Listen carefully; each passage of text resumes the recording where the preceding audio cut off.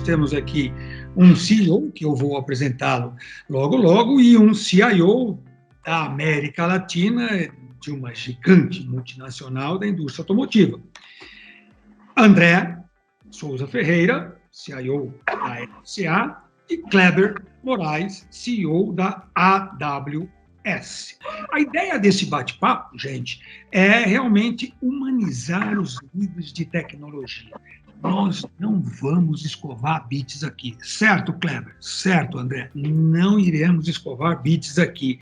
Vamos falar de carreira, vamos falar de liderança, de hobbies, de futuro, até de futebol. Já vi que não vai dar tanta briga, que os dois são mineiros, torcedores do Atlético, apesar do Kleber ter vindo para São Paulo, virou palmeirense, essas coisas acontecem com melhores famílias, sem problema. Mas a pergunta de um para o outro, do outro para um, a ideia é que seja um negócio realmente bastante informal.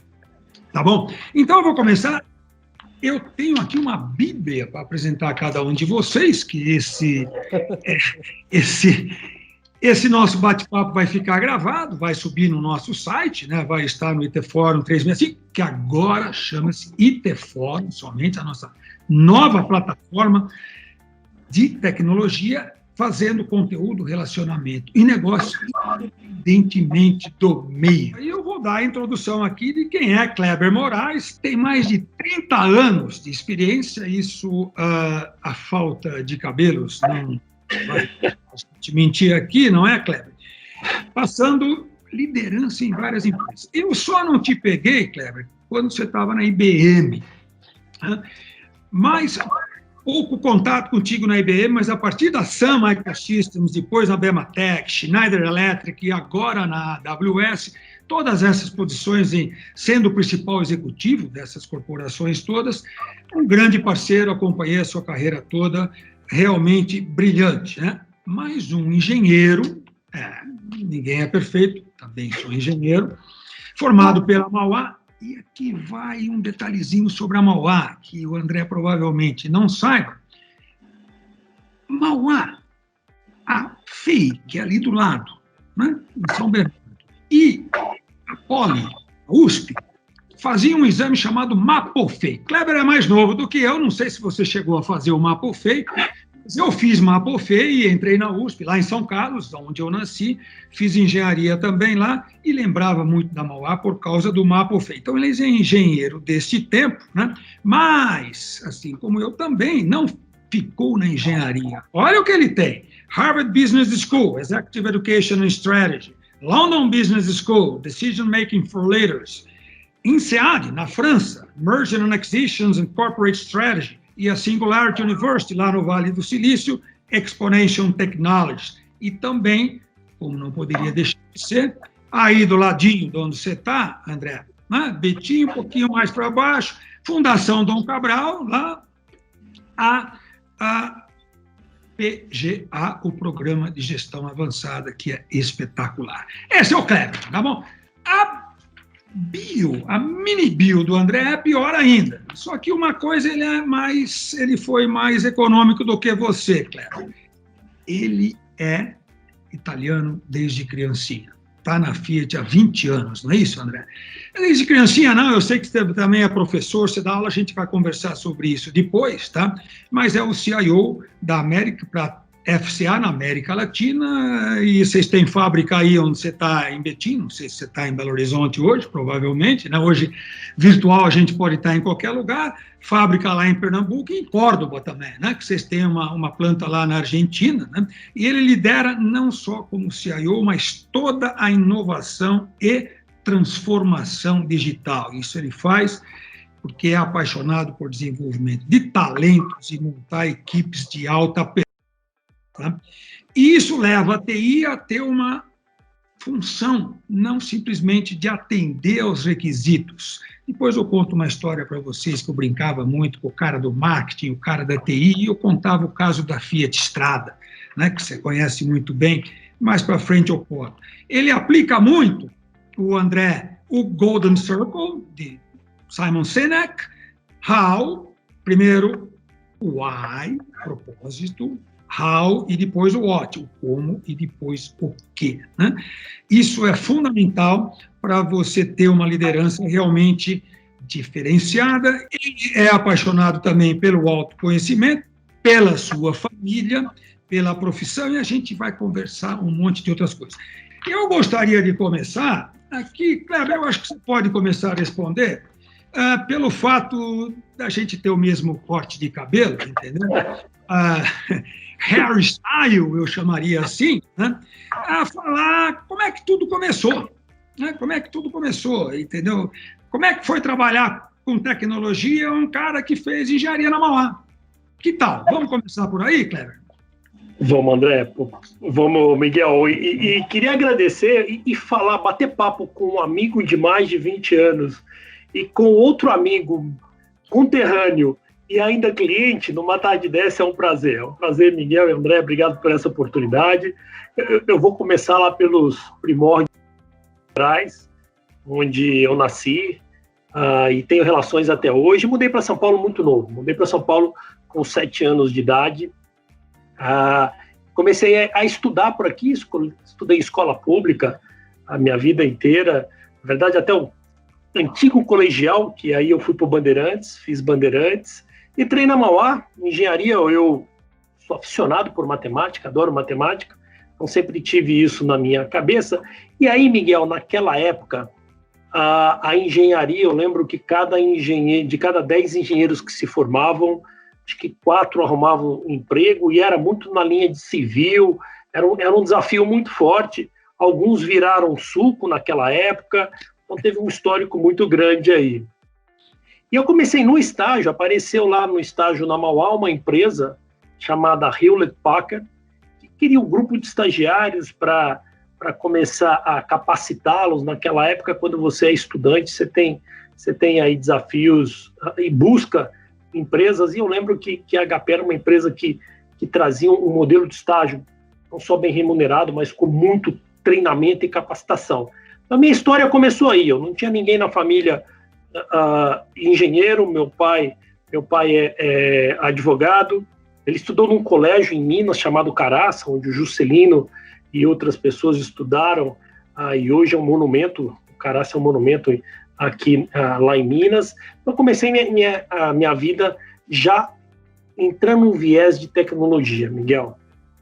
Fiz meu estágio na HP e logo depois disso, naquela época, na reserva de mercado, então, conversar com pessoas que têm um skill de muito tempo, tem isso, ou seja, durante a reserva de mercado, a IBM tinha uma estratégia muito clara de contratar pessoas para poder capacitá-las e treiná-las em tecnologia.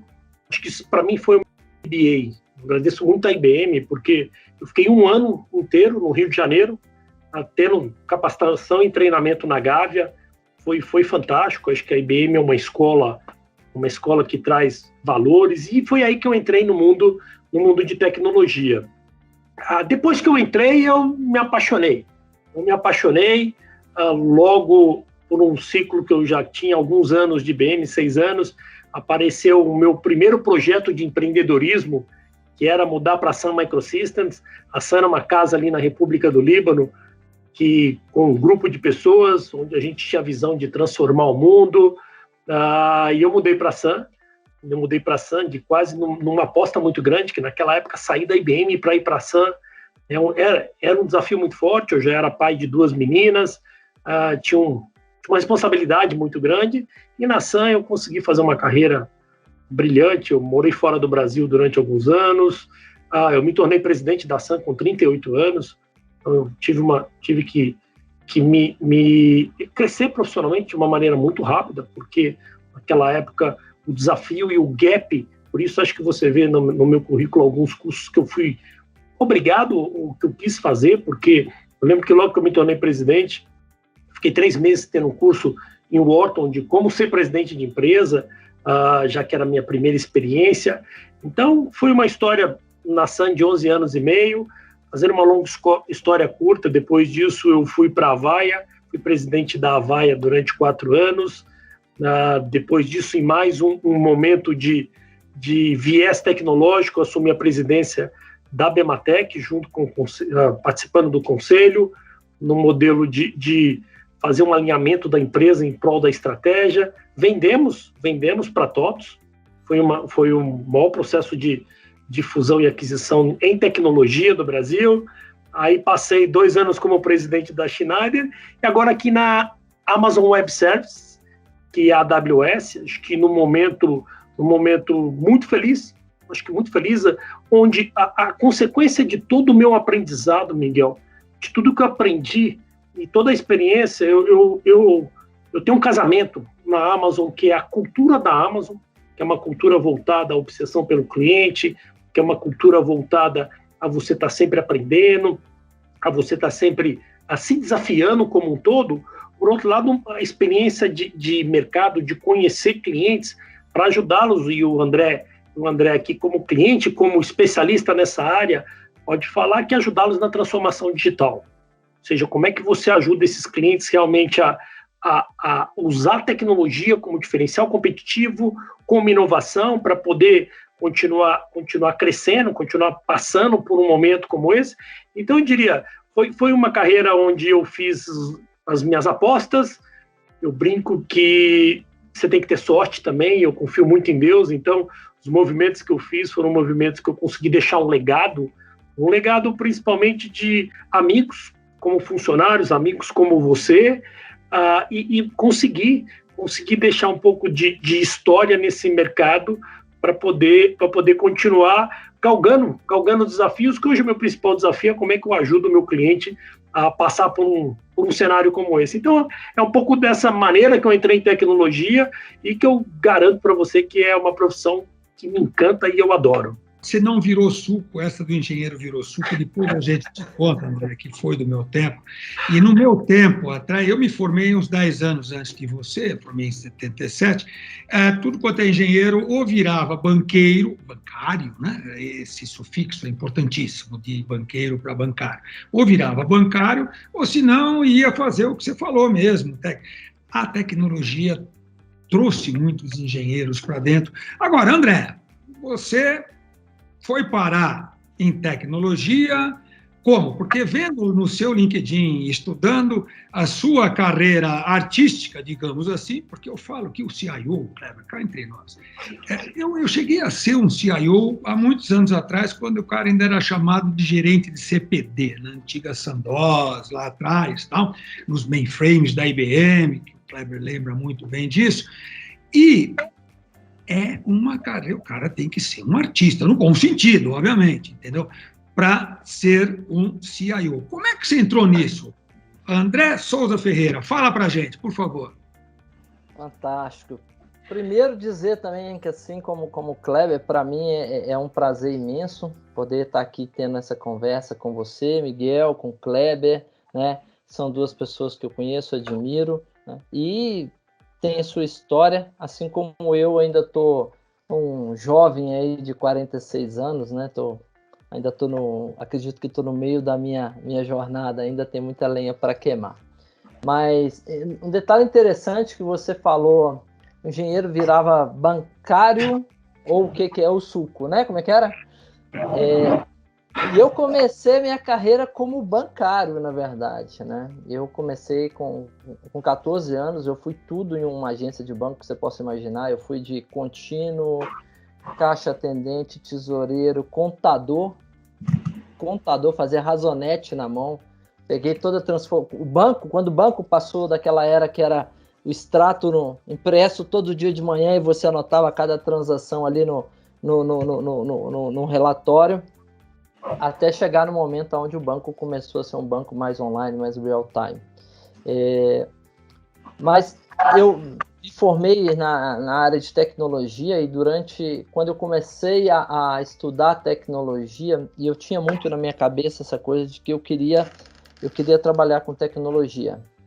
No banco mesmo eu já vinha com esse ímpeto, com esse desejo, pela velocidade. Eu acho que é uma coisa que me atrai. E é muito interessante porque eu vejo meu filho mais velho hoje, que tem 10 anos, eu vejo nele muito do que eu era, sabe? Aquela curiosidade, óbvio que com os recursos totalmente diferentes dos recursos que eu tinha na época, mas eu vejo aquela curiosidade, aquela coisa aquele pensamento mágico, né? Então, acho que ele provavelmente deverá ir nesse rumo aí também. Mas eu, ainda na faculdade, tive a oportunidade de trabalhar na Construtel. Tinha uma colega de faculdade tinha um colega de faculdade que me indicou para fazer um teste na época na empresa chamada Construtel, que era uma empresa de construção para a parte de telecom aqui em Minas. Foi aonde eu iniciei minha carreira lá como analista. Eu fui contratado para ser desenvolvedor. Em 3 meses, o meu gerente virou e falou assim: olha, eu entendi que você é um cara de suporte e infraestrutura. E aí eu já fui para suporte e infraestrutura, fui trabalhar com redes. Meu apelido na faculdade era André Rede, porque se tem uma coisa que eu sou é determinado, e eu não gosto de saber a metade das coisas, né? Eu quero para conversar com você sobre um assunto, eu tenho que entender daquele assunto, né? Então eu estudava absurdamente.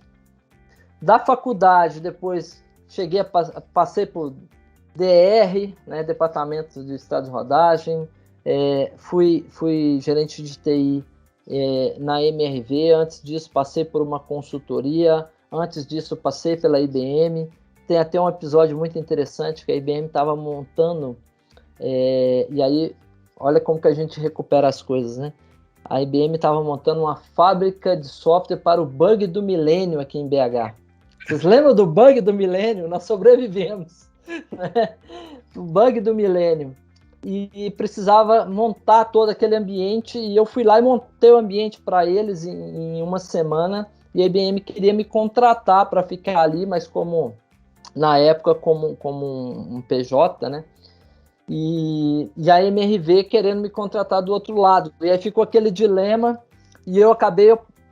A IBM me ofereceu um salário que era interessante. Eu fui para a MRV para agradecer o convite à MRV, e acabei sendo convencido pelo CFO da MRV de que era melhor ficar na MRV.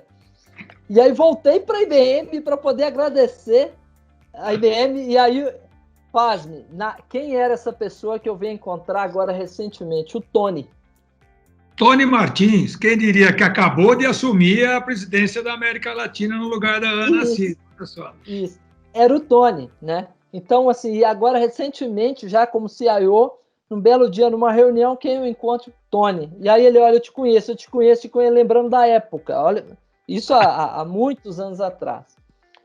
E um belo dia, aí fui para a MRV, da MRV, e para mim a MRV foi um laboratório fantástico, porque era uma empresa que crescia 50% ao ano, uma coisa de louco, e eu era o número 1 da TI, podia fazer o que eu quisesse fazer, então eu tinha autonomia total e fizemos realmente um aprendizado, uma revolução na época.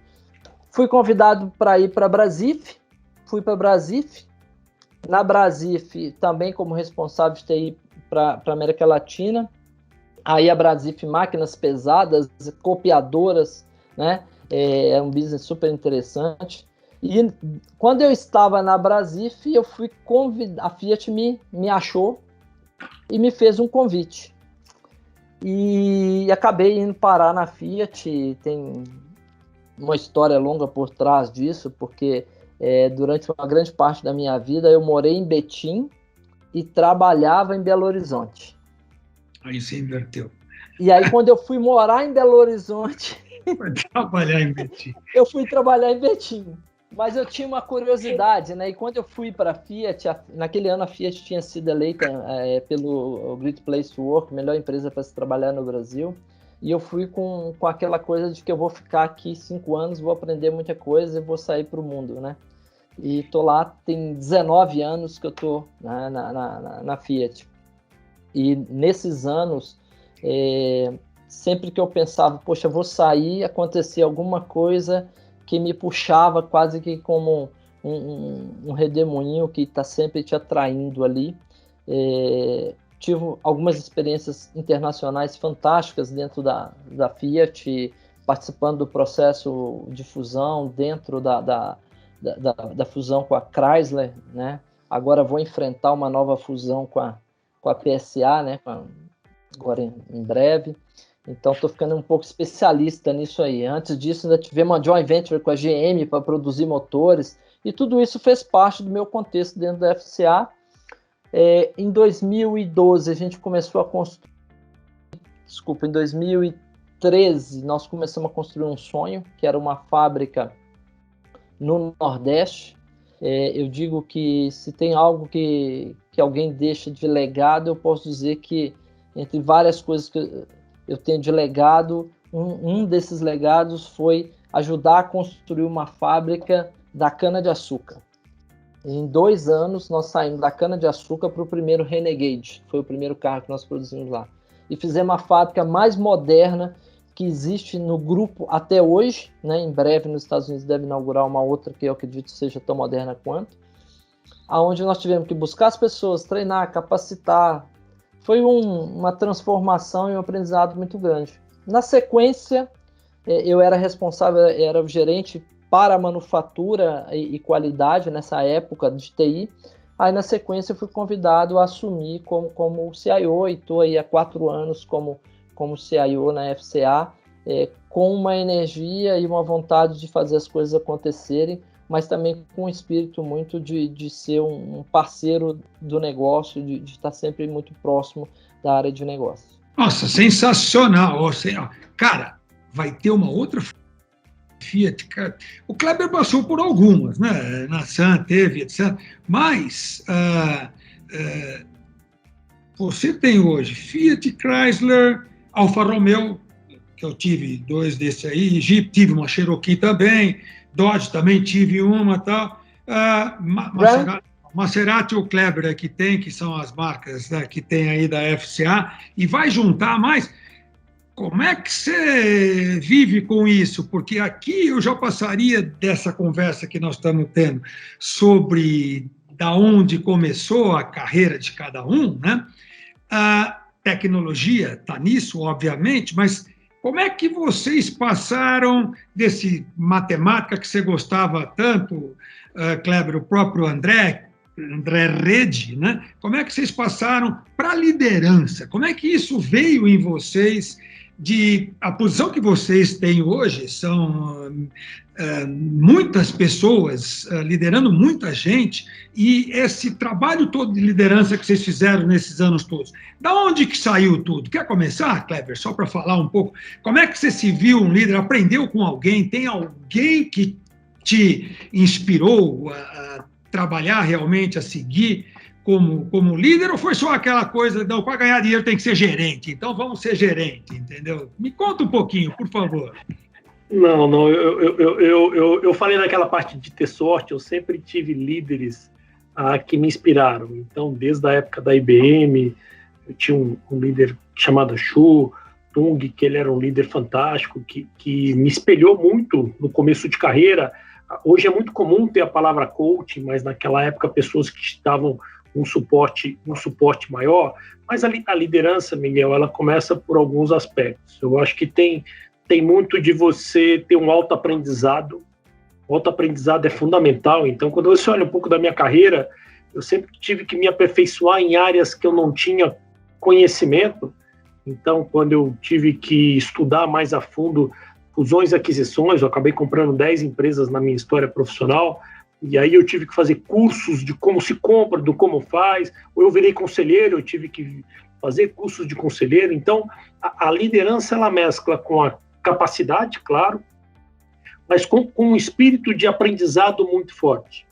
Eu acho que esse espírito não encerrou até hoje. Vou dar um exemplo, eu sou Cloud Practitioner, eu sou certificado dentro da AWS, todo mês na AWS a gente tem que fazer uma prova de uma tecnologia nova que a gente está lançando no mercado. Então, acho que a liderança passa, primeiro, pela capacitação, e isso ao longo da história, até hoje, eu passo por esses momentos. Acho que ela passa por um certo dom de você ter aquilo que o André falou muitas vezes, a humildade, a capacidade, que eu acho que aí a principal capacidade do líder é de formar equipes.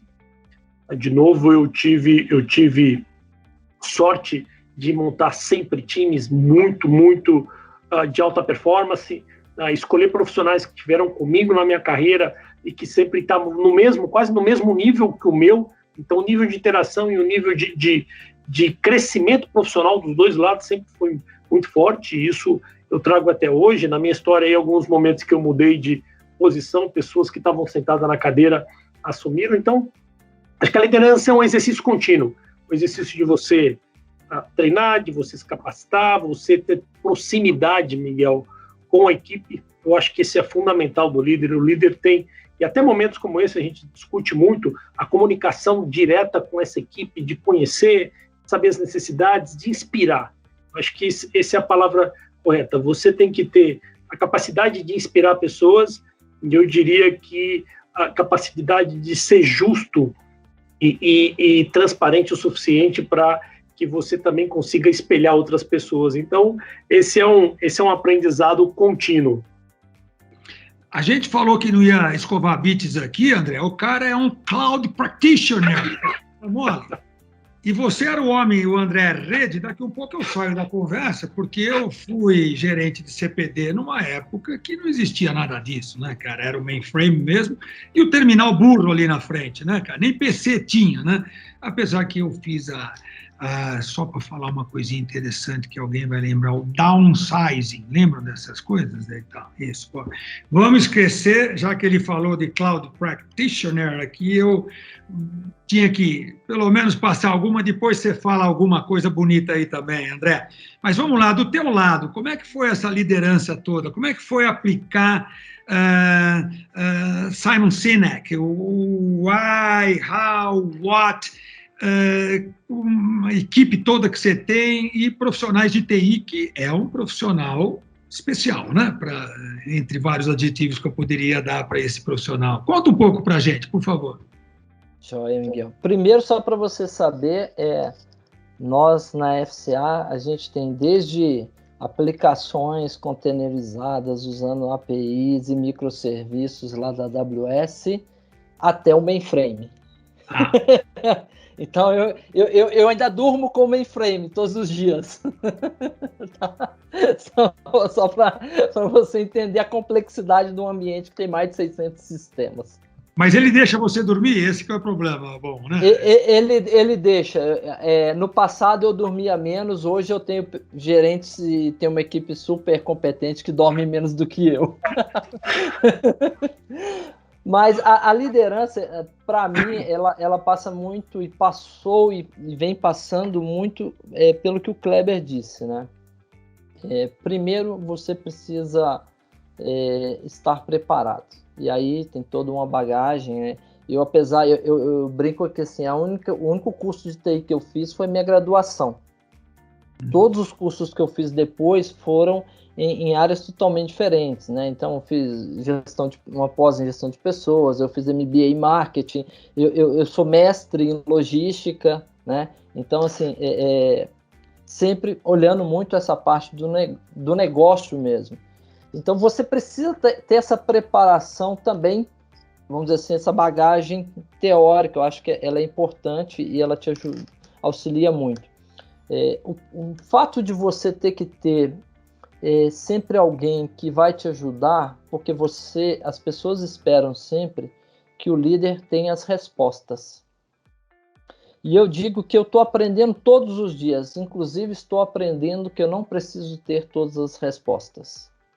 Inclusive estou aprendendo que eu não preciso tomar todas as decisões naquele determinado momento, né? Então são coisas que nitidamente eu entendo por que uma seguradora cobra menos de quem tem uma certa idade em relação ao outro, porque estatisticamente eles entendem que aquele cara tem uma maturidade, tem uma visão diferente. E o profissional, quanto gestor, não tem jeito. Antes dos cabelos brancos ou dos não cabelos, né? Você vai ser um técnico que vai ter um espírito, vai ter uma gana de liderança muito forte, uma energia muito forte. Você vai conseguir mover as pessoas e levar as coisas, entregar, mas é totalmente diferente do aspecto que você vai ganhando ao longo dos anos, experimentando e também trocando ideias, conversando com mentores, né? Com coaches. E, obviamente, na minha carreira, eu sempre fui o prodígio, né? Eu sempre fui o prodígio, então os gerentes eram sempre mais velhos do que eu, meus colegas eram geralmente mais velhos do que eu, então sempre tive muitas pessoas para poder me ajudar, me orientar nesse caminho. Estou vivendo um momento na FCA agora que é totalmente diferente, onde eu tenho vários pares que são mais jovens do que eu. É um aprendizado todos os dias nesse sentido. E eu prezo muito pelo entendimento de que você precisa realmente conhecer seu time e você não vai a lugar nenhum sozinho. Você precisa realmente levar o time junto. Eu tenho uma coisa que tento sempre desenvolver as pessoas que estão no time, ao invés de buscar no mercado. Às vezes você tem que buscar no mercado por determinadas estratégias, mas sempre que possível eu estou tentando desenvolver as pessoas que estão dentro do time, que têm uma história dentro da organização, que conhecem a nossa cultura e que são realmente potenciais. Eu acho isso fundamental quando a liderança tem essa preocupação. Para você ter uma noção, assim como nós estamos conversando aqui de coisas que não são do nosso trabalho, vou dizer assim, tá? Mas a nossa carreira, eu, nessa pandemia, estabeleci um café que eu faço com 6 pessoas do time. Eu já fiz mais de 20 cafés. Já conversei com mais de 120 pessoas do time, 6 a 6, em grupos extremamente heterogêneos, 1 hora, 1h30 de um papo que não entra FCA no papo.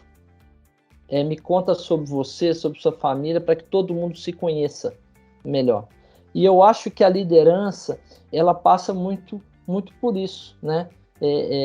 O seu time precisa acreditar em você.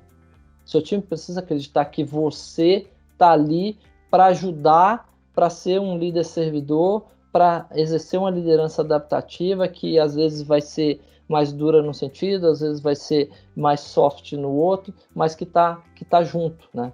E realmente uma coisa que eu tenho aprendido muito recente é essa coisa de fazer uma reunião às vezes e falar, eu não consigo tomar a decisão. Eu não consigo tomar a decisão. As informações eu ainda não tô confortável para tomar a decisão.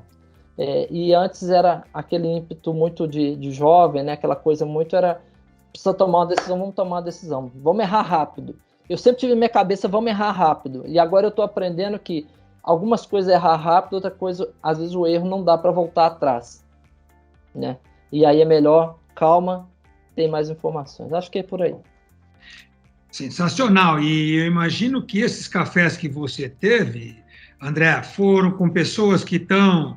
Você deve ter da tua equipe gente localizada nas plantas, né? Não está todo mundo aí em Betim, né? Apesar... Você já foi lá em Betim, Kleber? Cara, eu estou olhando para Eu já fui algumas vezes em Betim, já visitei a Fiat lá, tinha outros clientes lá. Eu sou um bom mineiro. Do portão de entrada, para nós, mortais, não para quem tem carro, para quem tem crachá, que passa batido, entra, vai lá dentro. Tal. Se a TI não mudou de lugar, André, do portão de entrada, para chegar na TI, pegar aquele ônibus e dar... Cara, só lá dentro, morar em Betim ou morar em BH não vai mudar muito, porque lá dentro você vai perder meia hora de qualquer jeito. Continua assim, André? Hein? Não, Miguel. A gente mudou. Inclusive, hoje eu estou de frente para uma portaria. E isso, inclusive, fez parte do processo nosso de desenho de transformação, que era agrupar as pessoas, trazer todo mundo para um espaço, um open space, um espaço que tivesse uma localização melhor, porque a gente recebe muita gente de fora. Mudou. Está precisando ir lá nos visitar. Você não deve ter gente só lá em Betim, você deve ter gente em Pernambuco, você deve ter gente nesses cafés lá em Córdoba, né? Então, isso é sensacional. Como você falou de pandemia, obviamente que eu iria ter que perguntar para vocês alguma coisa, como é que vocês se viraram na pandemia, né? André, você está aí, pelo visual atrás de você está na tua casa em algum lugar. Kleber também, né? Pelo visual atrás de você está com o mapa mundi ali, obviamente, a AWS está no mundo inteiro, e pelo meu visual aqui também, eu estou em casa, né? No meu escritório, porque faço parte do grupo de risco, inclusive. Mas o que vocês aprenderam? O que você falou que tem 2 filhos pequenos, Kleber já estão mais crescidinho. Eu, apesar de ter um filho no primeiro casamento bem mais,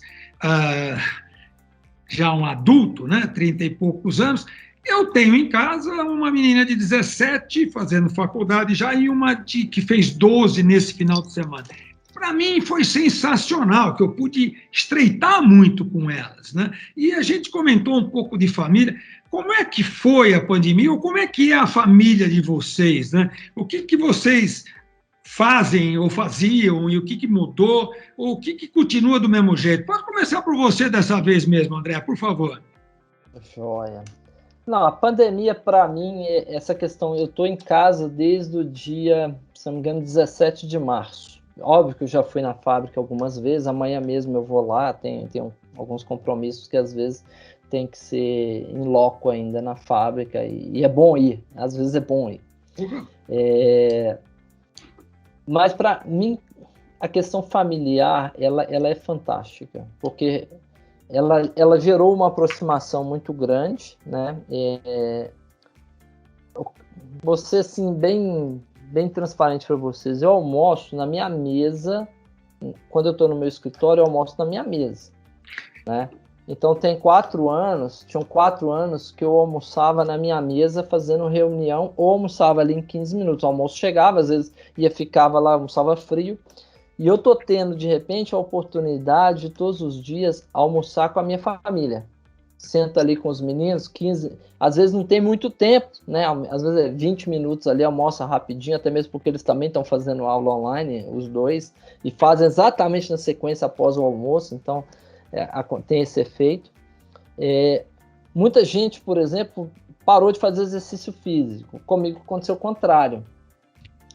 Eu e a minha esposa, praticamente quase todos os dias à noite, descemos aqui no condomínio onde eu moro e vamos fazer uma atividade física. Então também gerou essa questão dessa melhoria de qualidade de vida, né? E deixa eu te interromper, não é pouca atividade física, porque pelo que eu fiquei sabendo das minhas fontes, né, que é assim que o jornalista gosta de falar, apesar de eu não ser, eles fazem crossfit, Kleber, ele e a mulher. Não é atividadezinha física, não, é coisa para valer, cara. Não é isso, André? É isso mesmo. E as fontes estão corretas, então? Está correta, suas fontes estão corretas. E assim, é interessante, Miguel, porque inclusive nesses cafés que eu tenho feito com o time, eu tenho perguntado muito sobre isso, sabe? E eu tenho pessoas que ganharam 15 quilos e tenho pessoas que perderam 17 quilos. Tenho pessoas que o filho nasceu durante a pandemia, tenho pessoas que o filho nasceu antes da pandemia e estão tendo a oportunidade de passar esse período todo do lado do filho, né? Eu tenho uma equipe muito jovem, então tá todo mundo ou é solteiro ou tá nessa fase de casado com filho novo, a grande maioria, né? E isso tem sido uma constante para todo mundo. Então, para mim, eu tô nessa mesma situação. Tem sido fantástico essa aproximação com meus filhos, né? Às vezes tem os estresses que faz parte dessa vida, isso é importante, né? E uma pergunta que eu faço para todo mundo quando eu estou tomando café, geralmente você ganhou 2 horas por dia, que são as 2 horas do deslocamento. E aí, o que você está fazendo? Você está dormindo mais? Você está fazendo alguma atividade? Eu, com as minhas 2 horas, eu estava dormindo um pouco mais, mas agora a academia de CrossFit voltou a funcionar, então eu voltei a acordar, porque eu faço CrossFit de 6 às 7 da manhã. Então, voltei a fazer o CrossFit, acordar cedo de novo, né? E no final do dia tem essa possibilidade de estar mais perto da minha família. É um pouco isso. Kleber, que tal responder essa pergunta do André, então, cara? O que você faz com essas 2 horas, pô? Não, eu te conto. A minha vida mudou muito, Miguel. Eu 2 vezes por trimestre, ou seja, cada 40 dias eu ia para Seattle, que era um dia para ir, um dia para voltar, viver em aeroportos, e essa intensidade de viagens era muito, muito forte, algumas vezes em Minas, Rio, Porto Alegre. Então eu sempre vivi muito dentro desse contexto. E tudo isso, acho que trouxe modo diferente de eu tentar me adaptar. Eu acho que a palavra forte aqui é adaptar. Então, coisas que eu vim fazendo, ou seja, eu fiz curso de meditação, então agora eu pratico meditação. Eu comecei a fazer yoga. Foi? Yoga também, né, pessoal? Eu comecei a fazer yoga também pela manhã para me tornar uma pessoa mais equilibrada. Comecei a cozinhar algumas coisas durante o final de semana. Aproveitar um pouco para a leitura também. Então tem um aspecto de você ganhar, e eu faço meditação e yoga das 6, igual o André, das 6 às 7. Então, eu acho que tem uma adaptação da sua forma de viver de maneira muito forte. E profissionalmente não foi diferente. Profissionalmente, acho que essas reuniões virtuais, papos como esse virtual, a comunicação muito intensa com a minha equipe de uma maneira muito forte. E na família eu tenho os meus desafios, é o que você colocou. Eu tenho um desafio de um pai de 85 anos que tem uma situação de saúde mais complexa e eu tenho que dar um apoio mais forte para ele. Eu tenho uma filha que é médica, que logo no início da pandemia ela se infectou pelo Covid. Foi uma preocupação muito forte, porque ela é atleta e passou muito mal, ela e o noivo passaram muito mal. Então, você vê que a coisa chega muito próxima até você. A minha filha casada, eu tive um neto durante essa pandemia, então você pode imaginar a quantidade de coisas diferentes que se passaram durante esse período. São ciclos da vida. Eu acho que o principal fator aqui é você manter o equilíbrio. Você manter esse equilíbrio da sua forma de ser, da forma como você se prepara ou se trabalha com você mesmo na parte de saúde, na parte mental, aí na parte familiar, porque tudo isso vai passar, e quando passar, talvez a gente adote alguns hábitos que a gente ganhou para levar para o resto da vida. Mas é isso que eu tenho feito com o meu tempo. E trabalhado, eu adoro trabalhar, então para mim trabalhar é uma paixão. Trabalhar, obviamente, que eu estou partindo que isso é um default. Jovens que nem vocês não vão parar de trabalhar. Eu já estou no conselho da ITMídia, né? Quando o André nasceu, eu já estava fazendo engenharia, entendeu? Então, quer dizer, estou numa outra fase, mas também curto de monte. Mas dá para trabalhar de várias formas, né? Agora, o trabalhar é uma coisa. O avô conseguiu ver a neta, ou o neto, falar nisso? Deixa eu fazer essa pergunta para você. Consegui. Não consegui ir no hospital, não consegui visitar, mas depois de um período a gente consegue ver sim, até porque tem um lado muito interessante que a Amazon nos deu o privilégio, e essa palavra privilégio, de trabalhar remotamente. Então, é uma cultura muito forte de preservar o Amazônia, que é a nossa equipe. Então, toda a minha equipe está trabalhando remota, a equipe de atendimento aos clientes, a equipe de data center, com certeza, tem lá o desafio de manter a operação, mas a gente consegue operar remotamente, então o nível de exposição ele é menor. Tenho feito reuniões pontuais com clientes, mas tudo isso num nível de segurança muito intenso. Vocês mencionaram leitura, né? Que estamos dentro de casa, estamos lendo mais, tal. Qual é o livro de cabeceira, André? Nessa pandemia? Qual foi? 1, 2, nenhum? Essa semana até eu tive que fazer nós estamos fazendo uma campanha de leitura dentro da FCA, e aí o livro que eu indiquei foi Mindset, da Carol, porque eu acho que tem tudo a ver com o momento, e aí o momento entenda pandemia, entenda transformação digital, que é muito de você conseguir tirar coisas positivas de qualquer cenário, de você ter um pensamento progressista de transformação, de fazer as coisas acontecerem, de não permanecer no status quo, né? E de evolução realmente. Então, eu assim, como livro, eu citaria este. Tá? Kleber. Ô Miguel, eu tenho alguns aqui atrás, você pode ver, mas é de cabeceira mesmo. Eu estou lendo Vencedoras por Opção, do Jim Collins, tem tudo a ver com esse momento que a gente falou, momento de incerteza, momento do caos, ou seja, por que as empresas realmente conseguem passar por esse ciclo. Eu tenho me dedicado um pouco, e esse é o de cabeceira aqui, que daqui a pouco eu já acabo mais um deles. No meu caso, eu consegui devorar as 400 e tantas páginas, 400 páginas de texto, na verdade, do Homo Deus, né? Que já tem lido o Sapiens, leiam o Homo Deus. Só que agora eu estou mais confuso ainda, cara. As ideias do Homo Deus é para deixar, em tempos de pandemia, você ler o Homo Deus para valer, prestando atenção, aí sim você fica doidinho, como diria o mineiro, né? E por dizer em mineiro, que vocês dois são mineiros, música. Ouviram mais música, menos música, obviamente teve mais tempo para relax, né? Então, tipo de música, André, fala para mim. Olha, eu estou me sentindo no meu café, viu? Com a minha turma, viu? E aí eu tenho que manter sempre a coerência. Eu brinco com eles que eu tenho que manter a coerência. Então, às vezes, num café, eu não posso falar que, olha, a música em um café é outra, no outro é outra. Mas, assim, uma música que eu gosto muito é Yellow, do Coldplay. Tem uma letra, tem uma história por trás, eu acho fantástica, a melodia também. Mas a música, para mim, nesse período, ela tem sido só música para o treino, para acompanhar o treino. Porque eu geralmente escuto mais no carro, né?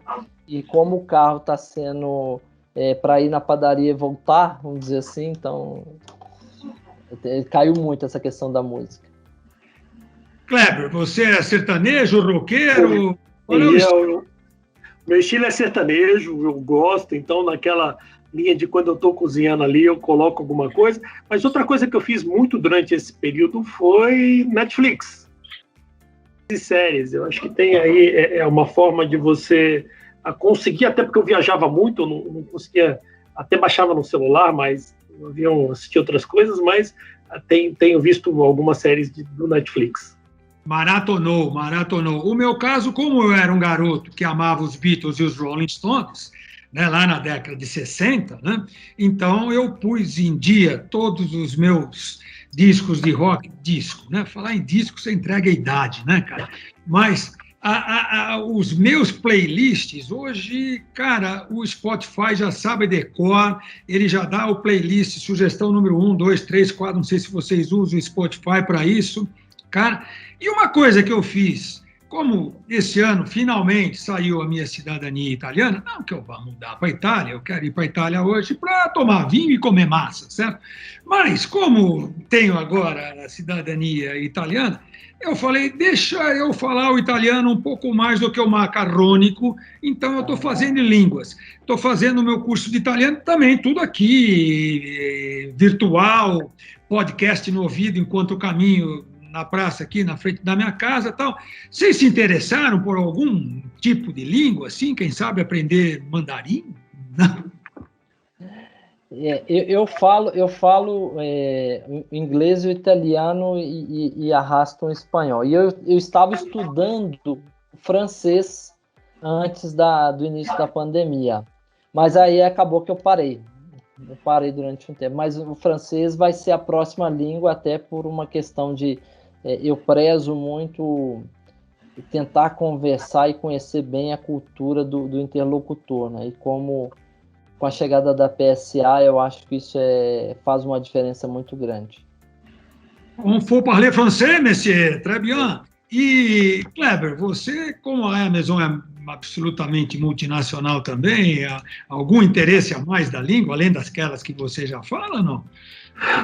Não, Miguel, esse daí eu não cheguei, talvez no próximo estágio, um pouco do aperfeiçoar duas coisas que você falou, que é conhecer um pouco mais, não da língua, mas conhecer um pouco mais de vinhos, quem sabe durante essa pandemia a fazer mais estudos, que eu sou admirador, e junto com você, talvez, na sua cidadania, passear um pouco pela Itália. Eu trabalhei na Schneider, então um pouco do francês a gente arranha, mas também saboreia bons vinhos por lá. O difícil vai brigar o italiano e o francês, porque ambos falam que tem os melhores vinhos do mundo, né? Então é mais ou menos assim. Obviamente que nenhum dos dois é cruzeirense, porque senão não ia nem tocar no assunto futebol, né? Falar com o mineiro cruzeirense é melhor não falar de futebol, concorda, André? Eu tenho. E o outro foi, como é que está o futebol? O que vocês assistiram mais jogos? O campeonato começou, ou retomou, né? Tem pouco tempo, né? Comecei achando que meu time ia ser campeão esse ano, né? Depois de um longo período aí de jejum. Mas pelo jeito vai depender se alguns outros times vão. Não, vocês têm o técnico que foi do Santos, cara. Eu sou santista, eu vi o Pelé jogar na década de 60. Meu pai era santista, o que o Pelé fazia, completou 80 anos agora. Olharem um pouco do que o Pelé fez, eu tive a sorte, digamos assim, de, naquela época, conseguir acompanhar muitos jogos do Santos, né?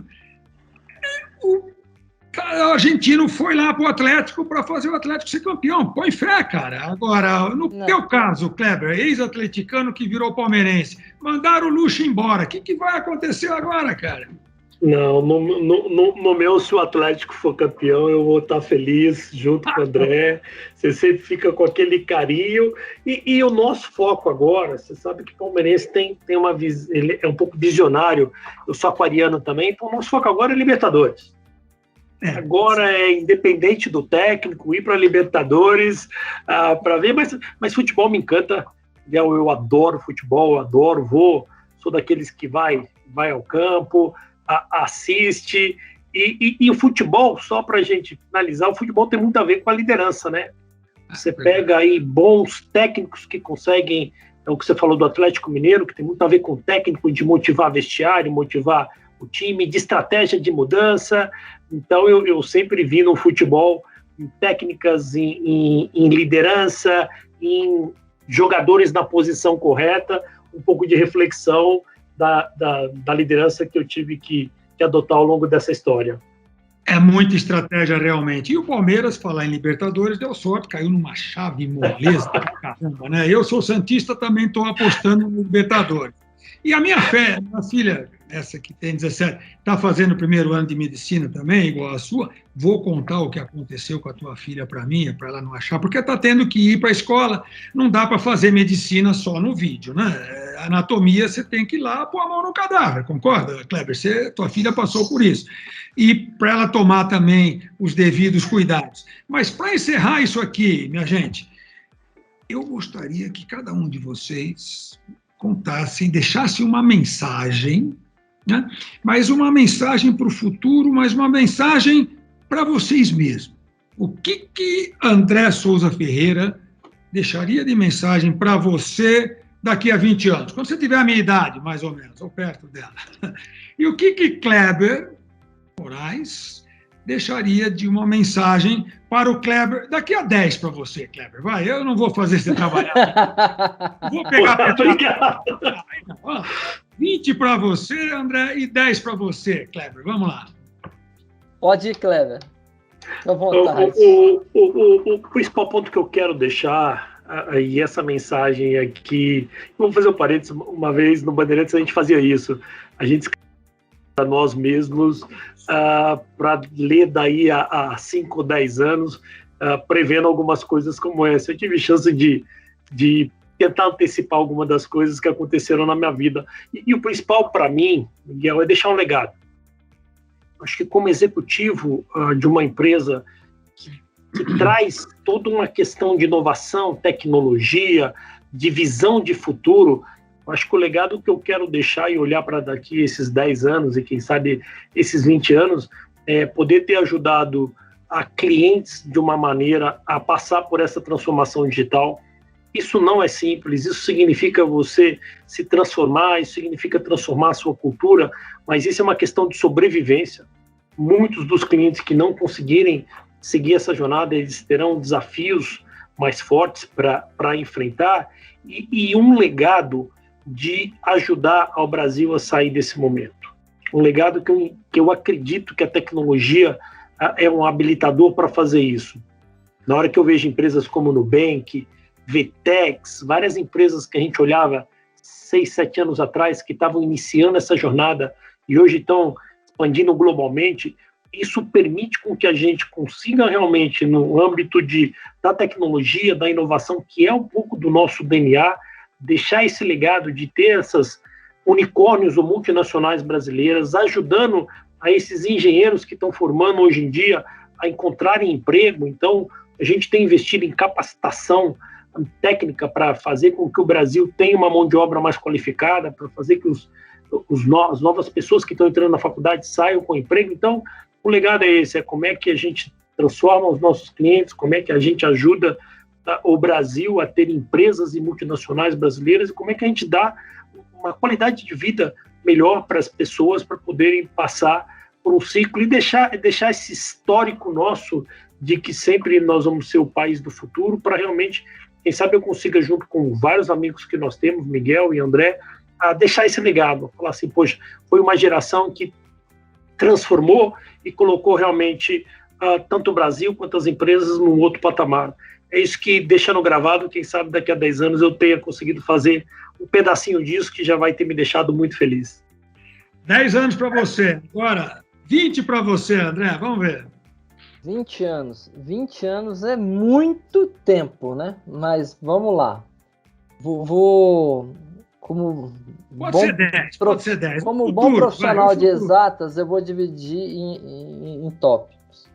Primeiro, eu acho que com relação à família, eu espero que, olhando daqui a 10, 15, 20 anos, eu consiga olhar para os meus filhos e dizer, poxa, o quanto o valor, né, o valor pessoal, o valor de criação que eu dediquei a eles, que eu passei para eles, fez diferença e que eles sejam realmente pessoas boas e encontrem um caminho feliz, vou dizer assim. Então, a minha expectativa é muito nesse sentido com relação a isso. Eu faço um trabalho que agora na pandemia diminuiu um pouco, é um trabalho um pouco social também, eu sou católico, junto à paróquia aqui do meu bairro, onde a gente trabalha muito essa questão da comunidade, de ajudar pessoas carentes e tudo. Esse é um trabalho que eu tenho também tentado fazer alguma coisa junto à minha equipe para que isso seja algo mais, que não seja concentrado só no André, mas que isso seja também algo do meu time, que as pessoas que se sintam à vontade também enxerguem valor e façam esse tipo de ação. Então, eu tenho uma expectativa de que eu consiga multiplicar esse trabalho de ajudar as pessoas, né? E aí de forma exponencial ao longo desses anos. Com relação ao profissional, a minha expectativa, eu nunca fui empreendedor, mas eu sempre escutei já de 2 diretores que foram grandes mentores meus, que eu tinha uma veia muito forte para a área comercial. Então, quem sabe ainda mais para frente, ter uma experiência nesse sentido e poder falar, poxa, você também pôde, exerceu, criou, fez alguma coisa, algum negócio, criou alguma coisa, empreendeu. Então, eu acho que é um ponto importante, né? E você chegar num momento como... Eu tenho uma colega que chegou essa semana passada para a gente falar, olha, eu atingi tudo que eu me realizei profissionalmente. Eu hoje me sinto, de uma certa forma, atingir um nível que acho que a partir de agora é muito mais satisfação do que realização de conquista, mas é muito mais de satisfação, né? E essa colega falou, olha, eu vou deixar vocês porque eu estou realizado profissional, atingi uma certa idade e agora eu quero dedicar a minha família, ajudar a minha família, ajudar as pessoas que tiveram que abrir mão da minha convivência durante todo esse tempo para que eu me realizasse. Então, eu gostaria muito de poder chegar daqui a 15, 20 anos, poder falar isso dessa mesma maneira, sabe? De uma maneira muito tranquila e falar, olha, eu agora vou me dedicar ao que eu quero me dedicar, né? Sem essa preocupação profissional, desenvolvi talentos, deixei legado, né? Tem pessoas conduzem, vou sair de uma maneira, terminar, é aquele jogador que termina a carreira, mas ainda é reconhecido como um talento e com sucesso. Eu acho que daqui a 20 anos eu adoraria poder fazer isso, né? Acho que é isso. Sensacional, muitíssimo obrigado. E eu ainda peguei leve com vocês de 20 anos, 10 anos. Gente, as pessoas vão viver 100 anos, certo? E depois que você lê esses livros que eu andei lendo durante a pandemia, cara, então, eu estou pondo 20, eu estou pondo 30 para mim, entendeu? Quer dizer, então você imagina, aí seriam 40 para o Kleber, 50 para você, André, certo? Temos que pensar realmente no futuro, mas esse legado, esse trabalho que a gente está fazendo hoje, do jeito que profissional de TI trabalha, é realmente estressante no dia a dia, é realmente muito trabalho, tecnologia cresce de uma forma absurdamente exponencial, é de assustar a gente ver o que está sendo feito hoje, essas 2 horas para você colocar médicos, né, para poder fazer 3 dias, essa transformação digital, os planos de antigamente, de anos, décadas, foram transformados em planos de meses, semanas, né?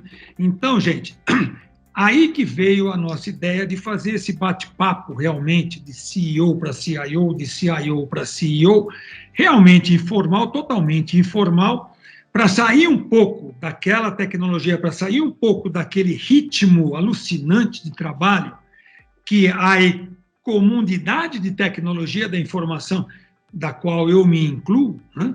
Para nós, o que a gente faz é aproximar quem quer comprar de quem quer vender, quem precisa comprar para quem precisa vender, etc., etc. O fornecedor de produtos e serviços de tecnologia aqui representados pelo Kleber Moraes, presidente da AWS para o território nacional aqui, e André Souza Ferreira, CIO da FCA para a América Latina, é realmente isso, né? Essa comunidade formada por todos vocês é que a gente está tentando humanizar um pouco mais essa comunidade, e para vocês que estão nos ouvindo aí, que ouviram tudo que André Souza Ferreira conseguiu passar para a gente nessa 1 hora e pouco de bate-papo, e Kleber Moraes, assim como todos os palpites que eu não me contive e acabei colocando nessa conversa, muitíssimo obrigado. Obrigado, André. Obrigado, Kleber. Obrigado a todos que vão estar nos vendo nessa gravação que vai estar disponível na nossa plataforma IT Forum.